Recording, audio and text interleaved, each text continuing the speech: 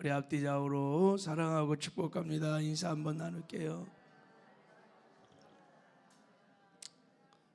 네. 우리 영상으로 새벽 예배 드리는 지체들도 주 안에서 사랑하고 축복합니다. 네. 오늘 우리가 함께 읽었던 본문에 모세가 그의 나이 40세 때 애굽 사람을 죽여요. 그래, 살인 사건으로 인해서 미디안 광야로 도망가는 이제 사건이 나옵니다. 자, 우리 한번 내용을 잠깐 봐요. 11절에 보면 모세가 장성한 후에, 그러니까 모세가 나이 40이 되었을 때입니다. 한 번은 자기 형제에게 나가서 그들이 고되게 노동하는 것을 보더니 히브리 백성들이 애굽 사람들 노예가 돼갖고 노동하는 것을 보고 아마 모세의 마음이 동족들을 향한 안타까운 마음이 있었던 것입니다. 어떤 애굽 사람이 한 히브리 사람 곧 자기 형제 치는 것을 본지라 좌우를 살펴 사람이 없음을 보고 애굽 사람을 쳐 죽여 모래 속에 감추니라. 모세가 사람을 죽여서 그냥 모래에 매장을 했다는 거예요. 야. 이튿날 13절 이튿날 다시 나가니 이번에 이제 두 히브리 사람이 서로 자기 동족끼리 싸우는 거예요. 그래서 모세가 이렇게 지켜보다가 그 잘못된 사람에게 이르되 내가 어찌하여 동포를 치느냐 하며 그가 이르되 누가 너를 우리를 다스리는 자와 재판관으로 삼았느냐. 내가 애굽 사람을 죽인 것처럼 나도 죽이려느냐 하고 막 이렇게 대항을 한 거예요. 그때 모세가 두려워 이르되 일이 탈로 되었도다. 어제 죽인 그 살인 사건이 탈로 되었구나. 15절에, 자 15절은 같이 읽어요. 시작. 바로가 이 일을 듣고 모세를 죽이고자 하여 찾는지라. 모세가 바로의 낯을 피하여 미디안 땅에 머물며 하루는 우물 곁에 앉았더라. 왜 여러분 모세의 삶에 이렇게 비참한 일이 벌어졌을까? 살아계신 하나님께서 모세가 장차 출애굽을 이끌어갈 주인공인데 하나님이 전지전능하신데 이런 일을 좀 막아주셨으면 얼마나 좋았을까, 그죠?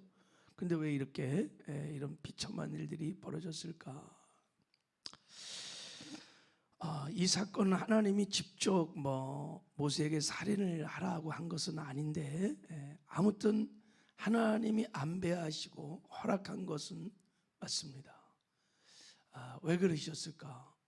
어제 말씀드린 대로 우리가 출애굽 2장을 볼 때는 좀 어떤 관점으로 보냐 되냐면 하나님이 장차 출애굽의 역사를 이끌어갈 모세를 하나님의 사람으로 준비하는 과정으로 보자고 그랬죠, 그죠? 그래서 모세가 바로의 궁전에서 40년 준비하고 미디안 광야에서 40년 준비했다가 80세 부름을 받고 40년간 하나님께 쓰임을 받는 아름다운 삶을 살았습니다. 그래서 이 사건을 하나님이 사람을 준비하는 사건으로 우리가 보자고 그렇게 어제 말씀을 나눴습니다. 그래서 이 사건 하나님이 어떻게 하나님의 사람을 준비하시는지를 보여주는, 계시해주는 아주 중요한 사건입니다. 그리고 어떤 사람이 하나님께 쓰임을 받을 수 있는지를 잘 보여주는 사건입니다. 자, 우리가 이런 관점으로 이제 이 사건을 좀 한번 해석해 보려면 특별히 이 본문은 여러분 해설서가 있습니다. 해설서. 이 사건을 해설해 놓은 말씀이 있습니다. 그 해설서를 한번 읽어보면 이제 좀 우리가 잘 이해를 할 수 있어요. 자, 우리 사도행전 7장으로 가겠습니다. 자, 이렇게 접어두고 자, 우리 다 찾아요. 사도행전 7장. 자, 우리 20절. 자, 이제 이 사건을 해석해냈어요. 그래서 모세의 당시 상황과 모세의 심정과 모세의 형편들이 아주 자세하게 설명이 되어 있습니다. 사도행전 7장 우리 20절부터 29절에 나와 있어요. 자, 우리 다 찾아보세요. 사도행전 7장 20절. 자, 제가 한번 읽어볼게요. 다 찾았어요? 자, 20절. 자, 그때 모세가 났는데 하나님 보시기에 아름다운지라 그 아버지 집에서 석 달 동안 길리더니 버려진 후에 바로의 딸이 그를 데려다가 자기 아들로 기르매 모세가 애굽 사람의 모든 지혜를 배워 그의 말과 하는 일들이 능하더라 그랬어요. 자, 이 말씀을 보세요. 이제 모세가 애굽 사람의 모든 지혜를 배웠다. 그래서 그의 말과 하는 일이 탁월했다는 거예요. 그러니까 굉장한 리더십을 갖고 있는 아주 모세가 유능한 사람입니다. 지금 인간적으로 보면 충분히 이제 출애굽의 역사를 이끌을 만한 탁월한, 그러니까 애굽의 모든 악수를 다 바로의 궁에서 왕궁학교에서 LT 교육을 받은 사람입니다. 모세가. 자, 23절. 나이가 40이 되매 그 형제 이스라엘 자손을 돌볼 생각이 났더니, 그러니까 모세에게 자기 백성 히브리 민족을 사랑하는 마음이 있어 없어요? 있어요. 백성을 사랑하고 백성을 긍휼히 여기는 마음이 모세의 마음에 불같이 일어났었어요. 나이 40에 백성을 사랑하는 애국자였어요. 애국자. 자, 그리고 24절. 자, 24절 한번 같이 읽어볼까요? 시작.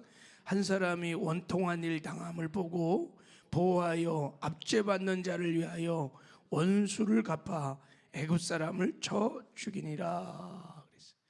한 사람이 원통한 일 당함을 보고 보호하여, 그러니까 히브리 사람이 부당하게 애굽 사람에게 매를 맞은 거예요. 그러니까 압제받는 자를 위하여 원수를 갚아 애굽 사람을 쳐 죽였다고 얘기합니다. 그러니까 단순히 모세가 즉흥적인 열기로 우발적으로 죽인 게 아니에요. 동족을 사랑하는 그 극진한 사랑의 표현이었고, 그 불의한 애굽에 대한 분노였던 거예요. 공정했다는 것을 성경은 지금 얘기하고 있는 거예요. 그 사람이 너무 불의한 짓을 막 했던 거예요. 그러니까 모세가 그 동족에 대한 사랑 때문에, 그리고 거룩한 분노가 불의에 대해서 일어나서 처단한 거예요. 재판을 한 겁니다. 그렇죠? 자, 25절. 자, 25절. 자, 시작. 그는 그의 형제들이 하나님께서 자기 손을 통하여 구원해 주실 것을 깨달으라고 생각하였으나 그들이 깨닫지 못하였더라. 무슨 말입니까? 모세가 하나님의 뜻을 알고 있었어요. 하나님이 자신을 통하여 뭐를 이룰 것이라고? 출애굽의 역사를 이룰 거라고 이 히브리 사람들이 깨달을 줄 알았어요. 왜냐하면 어머니 요셉으로부터 너는 히브리 사람이야, 그리고 너를 통해서 하나님께서 출애굽의 역사를 앞으로 이뤄갈 거야. 모세는 분명히 하나님 뜻을 알고 있었다는 것을 성경은 말하고 있어요. 자, 이제 이 말씀을 읽어보면 왜 하나님은 그러면 이런 모세를 40살에 사용하지 않았을까요? 하나님의 뜻도 분명히 알았어요. 히브리 민족을 향한 하나님의 뜻이 출애굽의 역사를 이끌고 가는 거예요. 그리고요, 모세가요 백성도 사랑했어요. 히브리 민족, 자기 동족을 사랑했습니다. 게다가요 애굽의 모든 왕부를 통달했어요. 애굽 사람의 모든 지혜를 다 통달하고 말과 모든 면에서 아주 탁월한 리더십을 갖고 잘 준비된 일꾼이었어요. 그때가 젊었어요. 40에. 그런데 왜 하나님은 이런 모세를 사용하지 않으셨을까? 그리고 미디안 광야로 보냈을까? 한 가지 분명한 것은 40세 모세는 하나님 보시기에 아직 준비되지 않은 것이 한 가지가 있었던 것이 분명합니다. 여러분, 하나님이 하나님의 뜻을 이루어 가실 때 아무나 사용하지 않는다 그랬어요. 하나님은 언제나 준비된 하나님의 사람을 사용하십니다. 우리는 뭐 지금까지 이랬는데, 우리가 하는 거예요. 그냥 우리가 하나님의 뜻이라고 하는 것이지, 하나님이 우리를 사용한다는 것은 좀 다른 문제입니다. 하나님은 아무나 데리고 하나님의 뜻을 이루어 가는데 우리를 사용하지 않는다는 거예요. 누구를 사용하느냐? 여러분, 출애굽 19장 5절 6절에 보면 하나님이 사용하는 사람이 나옵니다. 자, 하나님이 이렇게 말씀하셨습니다. 히브리 이스라엘 백성을 시내산으로 딱 불러 모은 다음에 이렇게 말했습니다. 세계가 다 내게 속하였나니 너희가 내 말을 잘 듣고 내 언약을 지키면 너희는 모든 민족 중에서 내 소유가 되겠고, 모든 민족 중에서 내 소유된 백성이 된다는 거예요. 하나님께 속한 사람, 하나님의 사람이 될 것이다. 그러면 너희가 내게 대하여 제사장 나라가 되어 거룩한 백성이 되리라. 너희가 하나님의 속한 사람이 되면 내가 너희를 사용하여 하나님의 영광을 세상에 나타내는 제사장 나라로 너희들을 사용하게 될 것이다. 이렇게 말했어요. 그러니까 하나님은 언제나 하나님의 소유된 백성, 하나님의 사람을 사용을 하십니다. 여러분, 우리는요, 자기가 소유가 아닌 건 막 사용해요. 막 빌려다 쓰기도 하고 사용하는데, 하나님은 그렇게 하지 않으세요. 반드시 하나님의 소유된 백성을 사용을 하십니다. 이 여기서 말하는 하나님의 사람, 하나님께 속한 사람, 하나님의 소유된 백성은요, 특징이 두 가지가 있어. 전능하신 하나님 앞에서 죽은 자입니다. 자기를 부인할 수 있는 사람입니다. 그래서 하나님의 절대 주권을 인정하고 하나님의 주인 되심을 인정하고 하나님의 능력을 의지하고 하나님의 말씀에 전폭적으로 순종하는 사람입니다. 이게 하나님의 소유된 종입니다. 사나 죽으나 우리가 주님의 것입니다. 그래서 여러분, 하나님의 사람은요, 자기 생각, 자기 뜻, 자기 고집, 자기 의견이 없어요. 죽은 사람이 무슨 의견이 있어요? 늘 주인의 뜻이 중요해. 그리고 주인의 뜻에 그저 순종하는 것입니다. 이런 면에서 40세 모세는 하나님의 사람이라고 할 수가 없었어요. 자기가 시퍼렇게 살아 있었습니다. 그래서 자기 힘으로, 자기 능력으로, 자기가 원한 때 자기 방법으로 출애굽의 역사를 이루려고 한 거예요. 하나님의 뜻을 잘 알았어요. 출애굽의 역사라는 걸 알았어요. 근데 그 뜻을, 아까 우리 한번 25절 다시 한 번만 읽어봐요. 자, 25절 다시 한번 읽어봐요. 시작.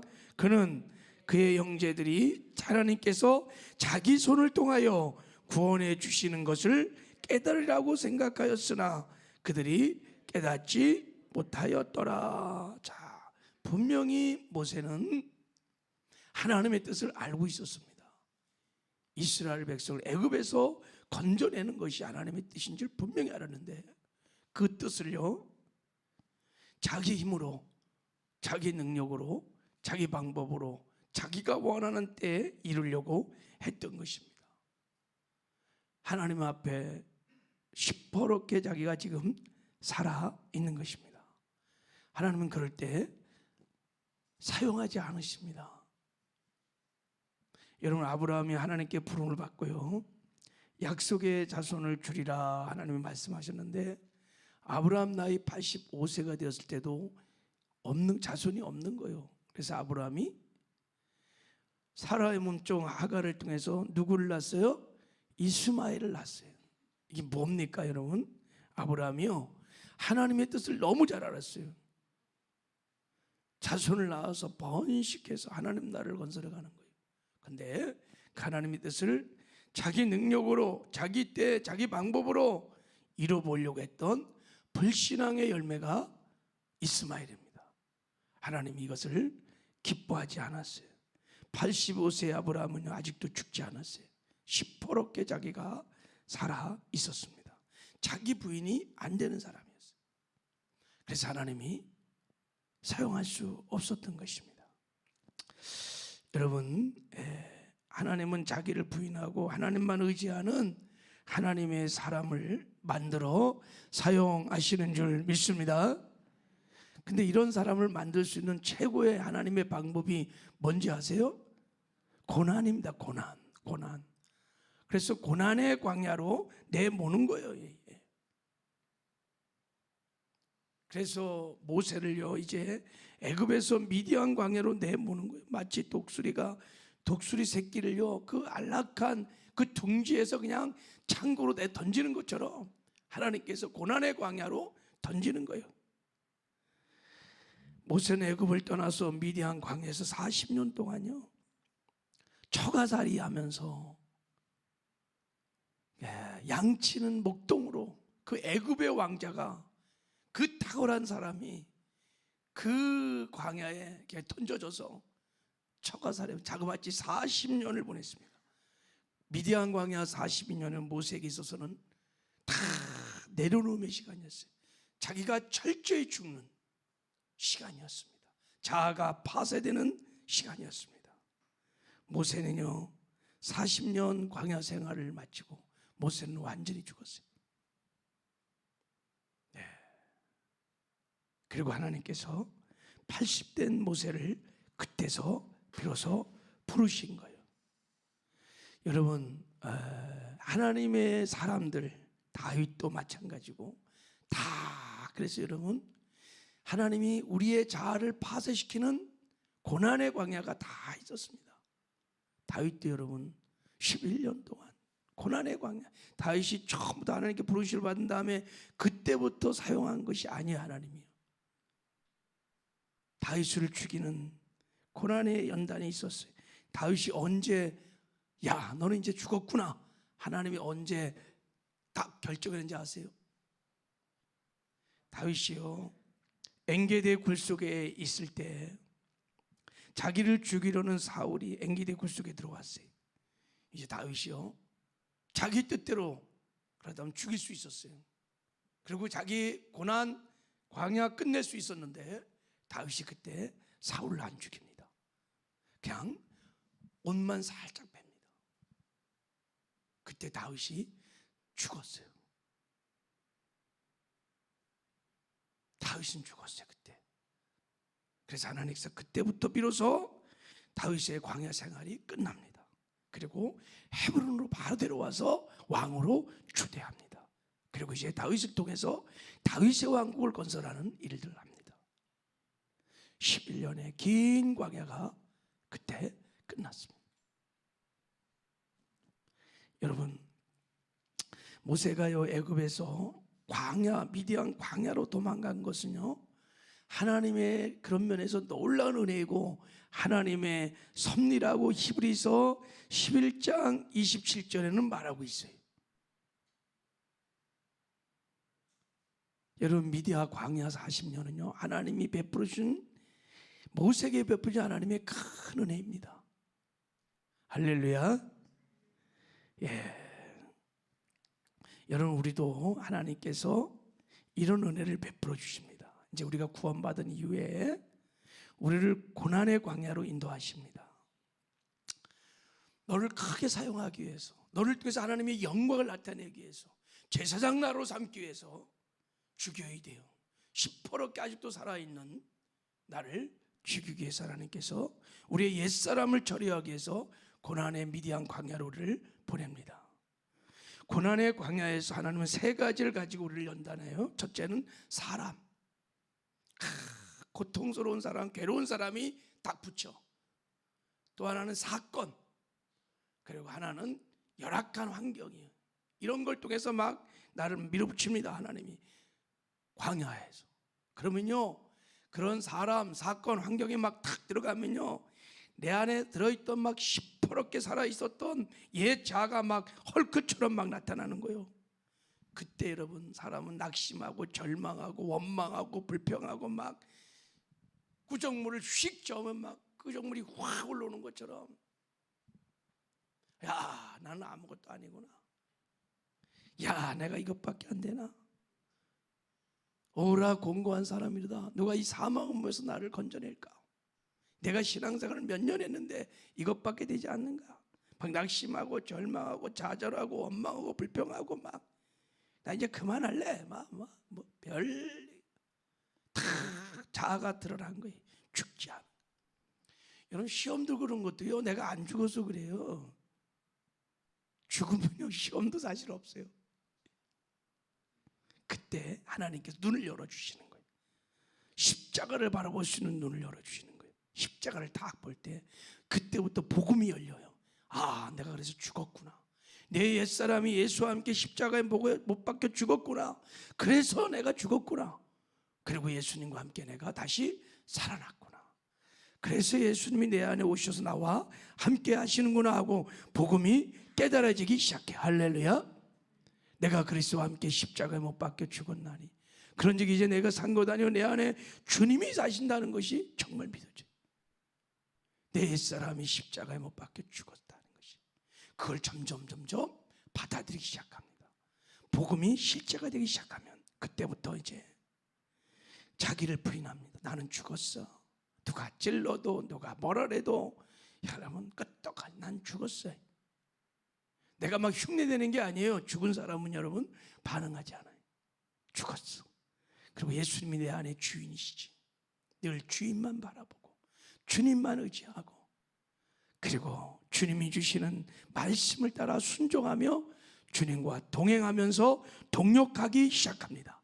그때부터 하나님께서 그 사람을 통하여 하나님의 뜻을 이루어가는 존귀와 영광을 입혀주시는 것입니다. 그래서 그 사람이 가는 곳마다 주의 향기가 나타나기 시작해요. 주의 영광이 나타나기 시작해요. 야, 당신을 보니 예수를 보는 것 같습니다. 여러분, 그런 것은요, 흉내낼 수 있는 게 아니에요. 내가 죽어야 나를 통해 주님이 사시면 언제나 주의 영광이 나타나는 거예요.